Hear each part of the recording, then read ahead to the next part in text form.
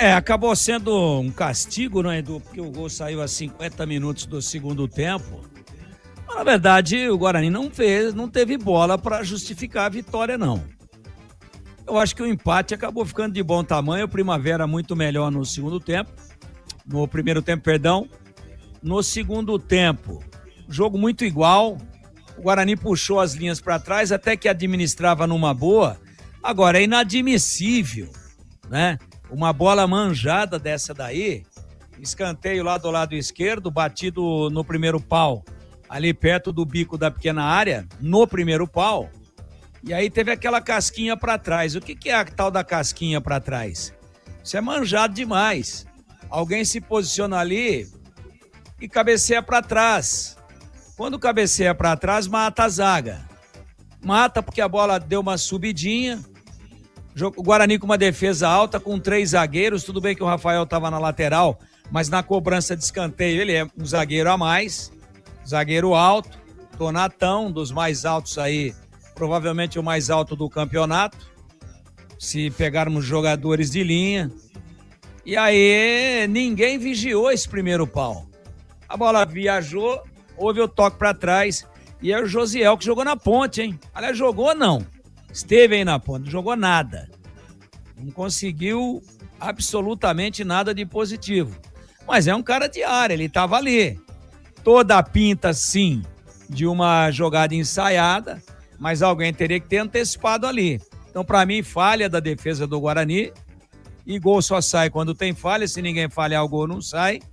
Como houve falha do goleiro da equipe do Primavera, o Vitor Hugo, que foi para uma trombada, uma dividida pelo alto, mesmo o Donato sendo grandão, mas o goleiro com a mão tem que definir. E aí o Donato encostou nele legalmente, os dois foram para a bola, e ele deu um tapinha muito fraco, a bola ficou ali perto da marca de pênalti, e o Rafael deu uma virada muito bonita, empatou o jogo. Então, 2 falhas. Para mim, melhora o Primavera no primeiro tempo. Segundo tempo, para mim, equilibrado. E uma falha final do Guarani, gerando aí essa perda, para mim, de 2 pontos dentro do Brinco de Ouro da Princesa na estreia. Não gostei do que vi. Achei um time confuso. Achei um time sem conexão do meio-campo com o ataque. Sem transição. Um time muito espaçado, defesa, meio-campo, ataque.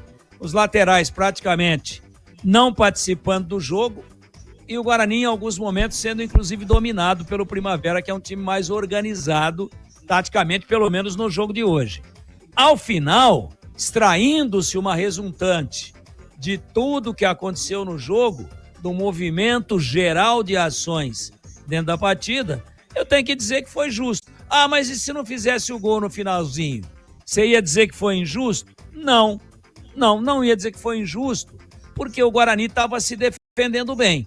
A partir do momento que ele tem uma desatenção na última bola do jogo e toma o gol, ora, se falhou, mereceu sofrer o empate. E o Primavera, que correu muito, que se desdobrou muito, que em alguns momentos e bons momentos do jogo foi superior ao Guarani, se aproveitou disso. Então, para mim, o placar de 1-1, ele mostra com um pouco mais de fidelidade, com um pouco mais, até mesmo, de um negócio que a gente chama de espelho do jogo, aquilo que foi a partida. 1-1 retrata com um pouco mais de realidade o que foi o movimento geral de ações da partida, e o Guarani pecou na desatenção no posicionamento na última bola do jogo e foi castigado. Para mim, um resultado ruim para o Guarani, bom para o Primavera, que buscou fora de casa. O Guarani em casa teria que ter somado os 3 pontos, meu queridíssimo Edu Pinheiro. Olha, Grande Tigrão, a